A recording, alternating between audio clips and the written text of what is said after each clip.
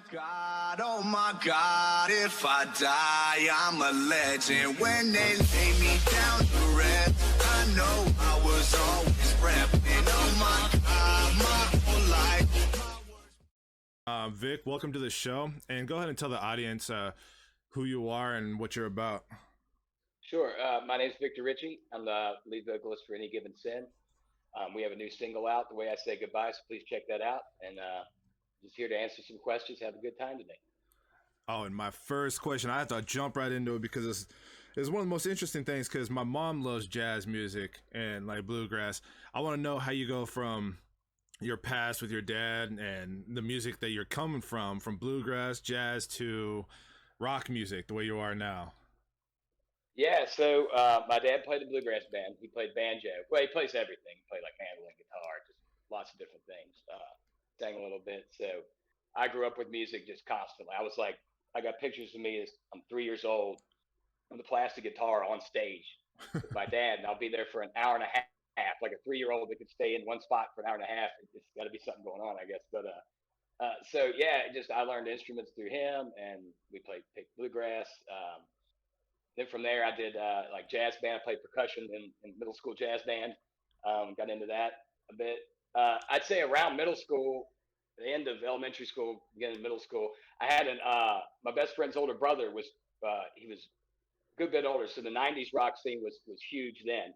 So he started getting me into like Soundgarden and Alice in Chains and all that sort of stuff, and it just kind of changed me. I was like, wow, I really like this, and I felt like there's a lot of crossover to bluegrass. Like there's this bluesy stuff in it. There's these, kind of simple, in some ways, 3 and 4 chord jams that you just put a lot into, and it's just fun. But so yeah, that's kind of the evolution there. And then by high school, I was playing in a rock band. I was playing drums in a rock band. Then went to the Navy, started singing in some other cover bands and some other things. And here we are.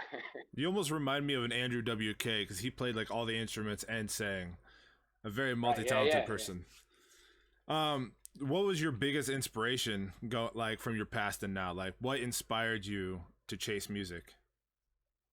Man, just being on a stage. I can even remember as a kid, like I really liked the feeling of this. You know what I mean? Being on the stage in front of people, even playing with the bands in school. Like, it's just a cool experience. It was, as a kid, you don't get a lot of experience like that. If you're really into sports and you're a superstar at sports, what that feeling you got when you were out on the court or something, or on the field, is no different than somebody who like is really into music and feels that on the stage. And I think no different than some kid who did sports. Like I felt that with that experience.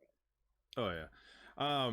So when you were growing up and you got through that, and you're definitely an MVP in music. As soon as I said that I was interviewing you, everyone went nuts. So that's why I was posting up everywhere that I'm interviewing a future legend, because your music is very good. And how did it feel when you first joined Any Given Sin? Because I was looking up that there was like 5 years ago a different singer. So when you joined Any Given Sin, how'd that feel going from high school, being the MVP of rock music then and then to now? Oh man. So when I joined AGS, I'd known the guitarist Mike Connor, and actually known the band because we had played with them in another band before. So we kind of made relationships a little bit through that. And then when their singer stepped out, then he called me, and really when it hit me, it's like we wrote Dynamite like the first day we got together to start writing. That was the first single we put out that kind of blew up. And at that time I was like, wow, this is a really cool tune. And then we got it out. I said, wow, this is way more than just a cool tune. People were really checking into it. So I think like that moment, like when I first got with AGS, I didn't know what it was going to be. But as we started writing those songs, I was like, wow, there's definitely something here that's going to hopefully go somewhere. I want to I had a friend, and he's also in the audience. He wants to know some of the meaning behind your music. Like, is there an inspiration and meaning behind Dynamite and Another Life? I mean, a lot of times I just think about like things I've went through. Just feelings I have in my own head, and I'm trying to get them out myself. I think that's what a lot of people do with music, especially writers. Like they're trying to get their own feelings out. I think some of those songs were about more darker. when I try to write stuff, I try not to write things to be too specific. So even when I'm talking about myself and my own feelings, sometimes I try to make them general so we can have more people relate to them. Yeah. Right, more people can grab onto it. But generally speaking, yeah, a lot of it comes out of more the darker, the shadow side of my own head sometimes, and then wanting that to be better and try to throw optimism into it and other, you know what I mean? If that makes sense, it's kind of hard to explain, I Oh guess. yeah. But yeah, they're definitely down deep in me somewhere. Oh yeah, because I'm personally hooked on Another Life. I haven't stopped playing that song. Yeah. So another question is, how did COVID affect your guys' year of work with music? Because you guys probably couldn't do concerts, everything shut down. So how'd you guys adapt to that situation? Right. So that was kind of an evolving thing because at the beginning of the pandemic, we were like, all right, by September we'll be out again. We'll be over the tour. You know, as things evolved, we were like, oh well, this isn't going to happen. You know, nobody really knew what was going to occur. So we started trying to change gears really quickly around the summertime, and that's when we released Insidious. We weren't actually planning on releasing that song then, but we went ahead and did that. Tried to make a video for it. We did that kind of at a distance. Our guy Tom Flynn did the stuff with the actors where he lives up in New York, and then we did some stuff on our iPhones basically down here, and then edited it all together. Try to still have the video put out. So we got that out. It started doing really well on Octane, and then they invited us to do the live session with them, just like a 3-song concert, like digital concert. So that was pretty cool. That helped out. We also went to the studio, wrote this one and another one around November. So we've just been trying to get songs out, new songs recorded, just trying to make use of the spare free time right now. Yeah, I imagine that it's pretty hard for a lot of bands right now with COVID. But hey, man, Texas is opening up if you want to throw a concert here. Absolutely. Hey, we're ready to roll. We're trying to book stuff up for July and on right now. So that's awesome. Any big plans for a big album release or anything like that?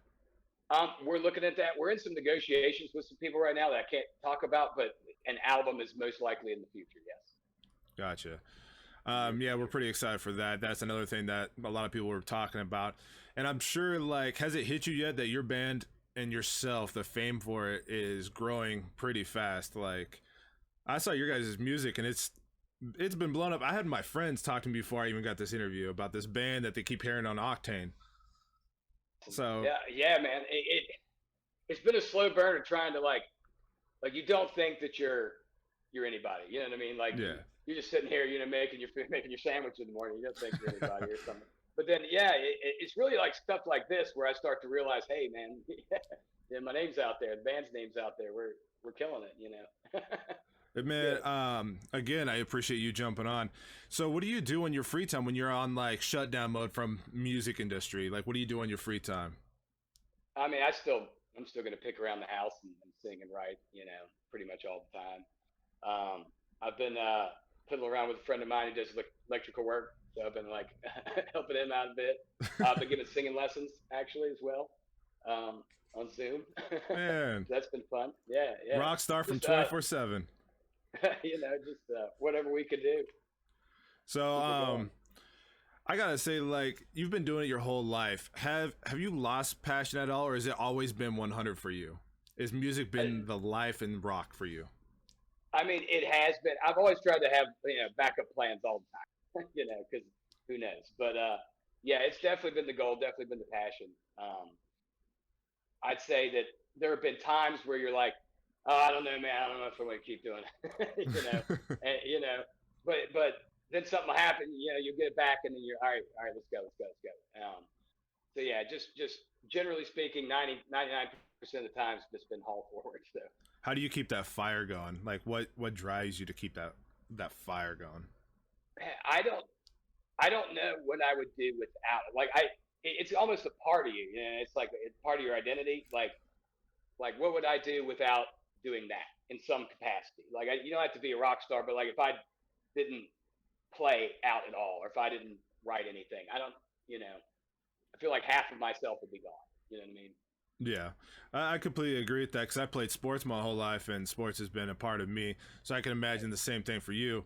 I also read when I was searching you up, searching the band up, and they like to state, and especially the people I've talked to connecting with you, that you guys actually, the whole band's got a real good bond. And that bond that the band and yourself have, that probably keeps the fire going as well. Oh, sure. Yeah. I think it's very important to like the guys that you're playing music with. Oh, this is true. You always see like band breakups and they get back together. But like what I've seen from the music, what I've read, you guys are definitely going to be going a long ways. And you definitely got the voice, man. I don't know if you took singing lessons when you were a kid or God just went, you know what, this man's going to sing. So there's a bit. I took a little bit of formal training like later in life when I was like 25. But then really Chris Cornell's solo album taught me how to sing when I was like in high school. Like I just sing along to that for like a year because it was broken inside my CD player. So I just loop it all the time. There you go. I was poor. Oh man. Yeah. So we have a lot of more viewers coming in. Guys, this is the lead singer of Any Given Sin. Go ahead and check the music out. Another Life's my favorite song, but this man can sing, so go ahead and check it out. So do you guys have another song coming out? Anything big future happening? You guys want to do any crossover to like maybe a little bit more bluegrass? What's your guys' top 3 plans right now? Right now, definitely get touring as fast as possible. Just because this whole year off, we really want to get out. That's kind of been priority 1 for us. There you go. We want to do that. Like I was saying earlier, we're negotiating a few things that I can't talk about that are big, that would be big news as soon as I can say it. But definitely getting out, touring. We have Shake the Ground Fest June 5th in Columbus, Ohio, and then Rock Fest in July. So up in Wisconsin. So those are 2 things we're gearing up for and getting ready, and hopefully get a tour off the back end of some of that. Yeah, I saw the Rock Fest on Instagram. Congrats on that. Thank you. So if you could have a concert anywhere in the world, where would it be? Oh man. Man, I'd love to. When I was in the Navy, I was stationed in Guam, and I really want to go back, and it would be really cool to play. You were the Navy, man. Yeah. What haven't you done? Oh, I don't know. Plenty at this point still. Well, thank you for your service. Yeah. Thanks, man. Thank you. So you've gone from bluegrass, Navy, rock star. Do you have any kids? No. Man, if you end up having kids, you're gonna have one hell of a story to tell. I got some nephews, so I'm gonna pass it to them for the moment. There you go. So, oh man, I got more questions just reeling in. So when you were in the Navy, were you thinking that you're gonna end up a rock star afterwards? When we were drinking, yeah, I always thought. There you go. Right. You know what I mean? Yeah, no, I played all the time. It was just when you're in the military, there's the smoke pit where everybody goes to have a cigarette. 'Cause it's the only break you can take. If you smoke, you can take a break, but otherwise, yeah. So everybody goes around the smoke pit, and so I'm always playing the guitars like for really the entire enlistment. So like everybody's, yeah, man, we're gonna see you one day. And I'm like, yeah, I hope you do. And so here we are. So. And here you are on Octane MTV podcast, man. So how does it feel when you're getting all these interviews now? Because like you're probably one of the, same with Dusty, you're probably one of the most humble people I've met when it comes to the music industry. How does it feel when you're getting all these requests for interviews? Like how's it hit you? No, it's pretty cool. I mean, like we were talking before, like I just feel myself an average Joe, just regular person. Like so, getting all these things coming out, I'm like, yeah, it's awesome. But it's also like, I'm like, do they know who I am? Do they know that I'm not, or something? But that's kind of what goes through your head for a little bit. But I guess that's better than being narcissistic or, true. Good for, But the quality of your music and the quality of your soul is why everyone's going to end up loving you more and more. So that in the industry, there's always 2 heads. There's who you are, and then there's what your industry is. And that's what's going to sell a lot for you. And that's why I see you even getting bigger. That's why I probably connected to your music. Other than your music is pretty badass. Just saying. Awesome. Thank you so much. Yeah. So if you had to sit down with the band, what do you guys, how do you see yourself in about 5 years? Gosh, hopefully in 5 years, we're at least got a couple albums out. Maybe we're direct support, if not hooking up a few arenas. There you go. That'd be great. We got one in Arlington. I'm gonna convince you to come to Texas. I'm ready to come to Texas. I'm down. Okay. I'll go tomorrow. I bet I'll book you. I wish. So I don't know, like, so are you an independent artist, or are you officially signed, or the band? Are you guys independent, or are you guys officially signed? We're independent. We've been independent since we started a couple years ago. That's pretty talented, man. Being independent and being now, I feel like you're mainstream. I see how many views you guys are getting, so it's like you are independently main. So that's pretty talented, and that shows your guys' quality. And a viewer just posted up, you need to be in Moda Center. That's just Portland. Gotcha. We'll head out there. I'm ready. So chomping at the bit, man. Oh yeah, like I'm excited to see you guys live. I'm excited to see Dusty live. You guys definitely light up the music industry, and I feel like the rock hasn't been like huge mainstream lately, and seeing bands like yourself bringing that kind of music hard and fast and back is pretty exciting for myself. I've always wanted to be lead singer, but God gave me physical talent over singing talent. Gotcha. So I'll leave that. I didn't get much of the physical talent. I know. And more hair.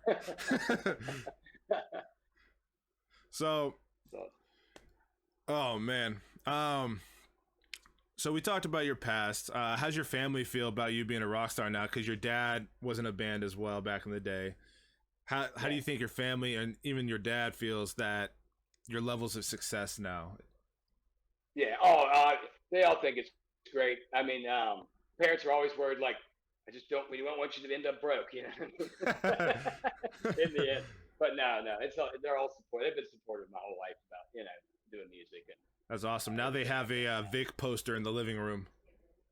Yeah, exactly. So I'm gonna give them some free merch. There you go. I'm gonna have to buy some too, man. Yeah. So when it comes to negotiating things, when it comes to finding out where you guys are touring, or when it comes to albums, and you got news that you can't share, I'm not gonna pin you on that one, but how does that stuff really work when it comes to touring? How do you who does the touring negotiations? So there are touring booking agencies in the United States that you can get signed with. If you're signed to a label, you're definitely going to be with one of those booking agencies. That's just a given. Yeah. But those are the best ways to go about it. That's where you're going to get your direct support with going on with bigger names than yourself, where you'll get your headlining tours set up. I mean, and there's a lot of ways you can book tours past that, but that's how most everybody is doing it. Yeah, so it's a little hard for independent, but I guess with your guys' name getting stronger, it's gonna be a little bit easier. Right. It's kind of, that's where you got to be before people will start kind of even talking to you. And a lot, if you're an independent band, you have to be showing those numbers before anybody's booking agents, managers, any of those sorts of things are gonna start coming your way. Gotcha. If there's any band you can go to concert with, like tour with, any top level band, any band, who would it be? Definitely. Right now, I would say Alter Bridge, just because I love Miles Kennedy, like to the nines, and I really would love to tour with him, and then like maybe get some lessons from him. That's awesome. Too, yeah. That would be a dope tour. Yeah. Oh, I'd love that. I'd have a great time. Sure. Oh, I don't know who posted this, but so like a new audience member, is it true he wears a tutu from time to time? Oh, that's the guitarist, Mike Connor. That's our guitarist. There you go. Welcome, guitarist. But is it true? That's a good question. Yeah. Well, I told him I got rid of the pink one for the blue one. I just couldn't wear it yet. It's not Mother's Day. Oh, we gotta see pictures of you in a tutu then on Mother's Day. Or be on stage with it on. Now that'd be an entertaining show too. Definitely. Oh yeah. Oh, I'll wear one. That's okay. Mike will be the one upset that I wore one on stage, not me. Man, so what is your ritual before like a jam session? What is your ritual before, like, if you were to go to a concert? Do you have like a drinking, eating, stretching? What's your ritual to get in the right mindset? Yeah, for the most part, before a show, I don't drink alcohol. I don't drink anything carbonated. I just kind of like pounding water or doing like do a throat coat if I needed it, something like that. But mostly I'll just kind of like jump in place and get, kind of like a fighter might do before, warming up the whole body. So you're kind of out of breath before you start. Yeah. As soon as you get out there, you're kind of moving around and you're getting out of breath. You're trying to sing. So I'll do a bit of that and then just kind of warm up, just sing along to something. Get a pre-sweat going on. That's before me, I'll start singing along to their stuff backstage and just whatever. It's nothing that complicated. Just gotta admit, you make being a lead singer sound so much more fun. Definitely right. So what is your favorite band of all time? Because you come from different genres. So what's your favorite band of all time? Yeah, it's definitely rock for sure would be Soundgarden. Just really anything Chris Cornell is in. Like Chris Cornell is my all-time idol, vocally, and anything he's done I'm into. But Soundgarden would definitely be like the holy grail of them, I think. I actually saw Soundgarden in concert. That was a pretty dope concert. Yeah, I got to see him one time, only once in DC, maybe 3 years or so before Chris Cornell died. Yeah.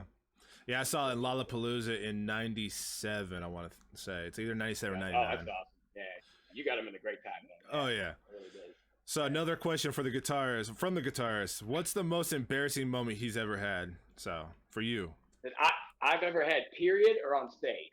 Let's do both.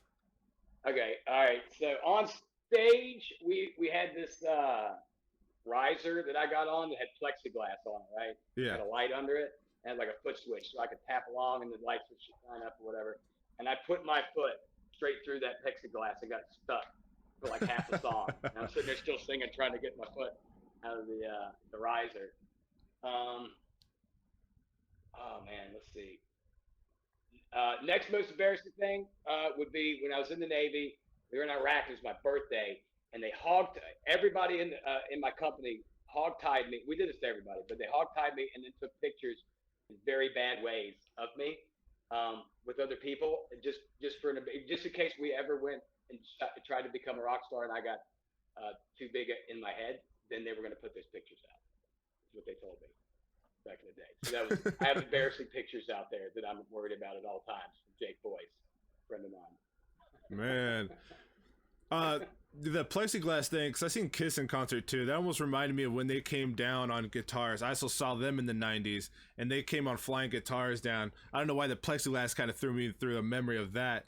I need to see you flying down on a guitar now. Say that one more time. So when I saw Kiss in concert, they were flying from the ceiling they're flying on guitars. Oh, yeah. And the plexiglass idea kind of like gave me that memory of that. That'd be pretty dope to come down on stage on a flying guitar. That would be dope. I would probably be screaming the whole way down. Like we'd have to work that into the song. That would be cool if you could maintain that note. So what is your biggest accomplishment in life? I mean, definitely musically would be this group. What we've done so far, we've got a couple top 40s under our belt, a couple number ones on Octane and other stations. I mean, I would say that the success of this group has been like the biggest occupational success of my life at this point. Yeah. Yeah. For sure. What is the most memorable moment with a fan? Oh man! All right, so I tell the story. We were up in, I believe, Salisbury, Maryland. We were opening for Buck Cherry, and he's actually on the Intergiven Center site, our fan page, and he came up. He broke it out of the hospital to come to this show. Like he still had his wristband on from the hospital and everything. He had a cane. He was walking up to us. I was like, "Oh, do you need a chair?" And tried to get him over to a merch table to give him a chair. He's trying to get things signed. I'm like, "Are you okay? Should we call you an ambulance?" But no, I thought that was crazy. Just somebody was willing to end their convalescence early and against doctor's wills, to roll down to see a rock show and walk all around the place. He just had surgery. Dang. So, yeah, it was nuts. Yeah. So that gives you kind of incentive, like not incentive, but like a view of how big you're going to be getting, having some raging fans. Sure, man. Yeah, absolutely. Yeah. So what is the funnest moment you had with the band, or the funniest moment you had with the band?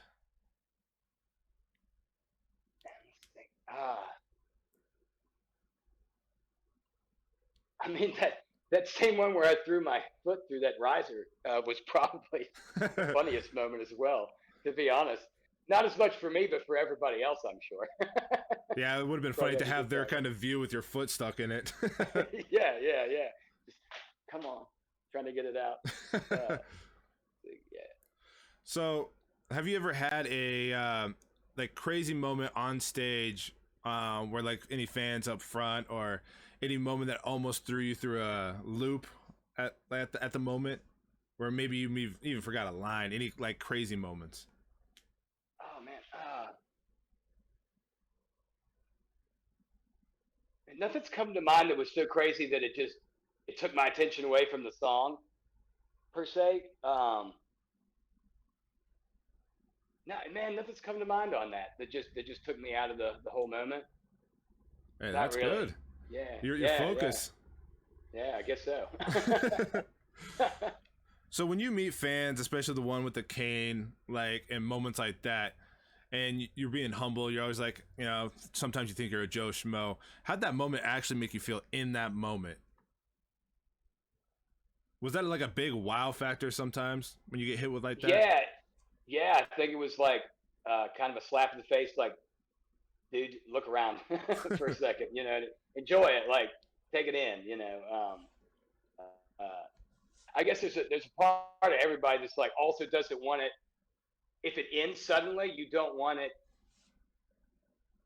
to just like kind of destroy you. Like you don't want to act or think that you're bigger than you are, and then that goes away, and then you feel awful. You know what I mean? So there's a piece of you just always trying to protect yourself. I think a little bit Yeah. when you're first coming on to these kinds of things. But yeah, no, it's like I'm trying to let go and more just soak it in, and enjoy conversations, doing these interviews, doing these things that are coming, and just having a good time. Yeah. Have you ever heard of the band? God, now the band just left my mind. But have you ever thought about vlogging, like some of your guys' moments backstage? We should actually. No, that's a good idea. We hadn't really thought about that, but yeah, we have some funny stuff that goes down. Just banter and talking smack to each other and stuff. Yeah. Yeah, give We you should probably start doing some, that. give the audience kind of a backstage past you and learning who you guys are. So Yeah. I'd like to watch that. Absolutely. Yeah. All right, so we're about hitting about 10. We got 10 more minutes. So if there's anything you guys want to push and like show the audience what they need to know, like social medias, where they can find you, everything like that, Sure. let's get them pushing. Yeah. So definitely hit us up on anygivensinband.com because that's where our merch store is. So head on over, see if there's anything you like.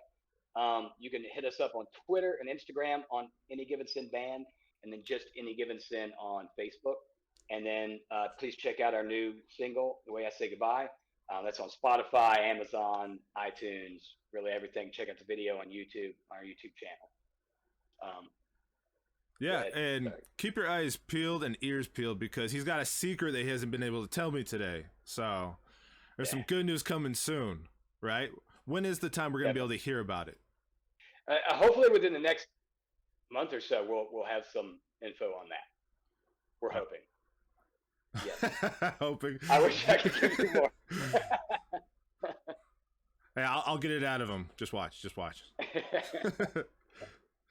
All right, so it's been a pleasure, and man, I actually was pretty nervous interviewing you because it's like the music quality kind of had me step back, and like because it's just I was at a wow on your guys' music and how nice you guys been and how nice you guys were like communicating this episode, and it almost made the questions go up and down a little bit because it's like, man, this guy is actually a cool ass dude. Like that's it's a humbling experience even for myself, and I love the fact that you jumped on the show. So thank you so much.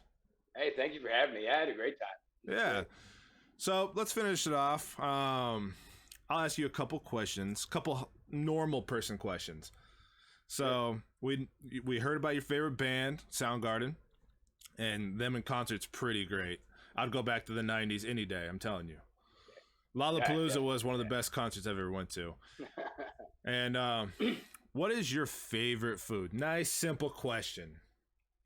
Man, favorite food is going to be Definitely either biscuits and gravy or mashed potatoes and gravy. You like your It's a tough one gravy. for me. I like my gravy, dude. Yeah, I do like the gravy. I like Now, my mashed potatoes. grandma used to make biscuits and gravy all the time, and so like that became my favorite food. Every Saturday we'd have biscuits and gravy at her house. So it's just like when I have that, I'm like feel memories and stuff. Oh, that sounds delicious. Where are you from? Yeah. I'm from the Shenandoah Valley area of Virginia, so like kind of towards the western end of Virginia. I can see why you like your biscuits and gravy now. Yeah, definitely mountain people, man. Yeah, I'm from Idaho, so I like my potatoes. Yeah, definitely. Yeah. Awesome. So the guy also posted up one more time. He says they are the most down to earth and humble bunch of weirdos you'll ever meet. Yeah, that weirdos is definitely true. Yeah, you're from the Navy. One of my closest friends is from the Navy, so I guess weirdos and Navy fits too. So. Yeah. Oh, it does definitely. Yeah, full of weirdos. I actually, my buddy that I just said that is from the Navy just posted up. He's like, "What's his favorite whiskey?" Favorite whiskey? I'm gonna have to either go with Maker's Mark or Jameson. Oh, Jameson's One of good. those two. Yeah, I love some Jameson. It's kind of funny. He posted up right when I said that. Yeah. What was your friend? I was a CB. Was he fleet side or was he dirt sailor like me? Or? Let's see if he'll post up.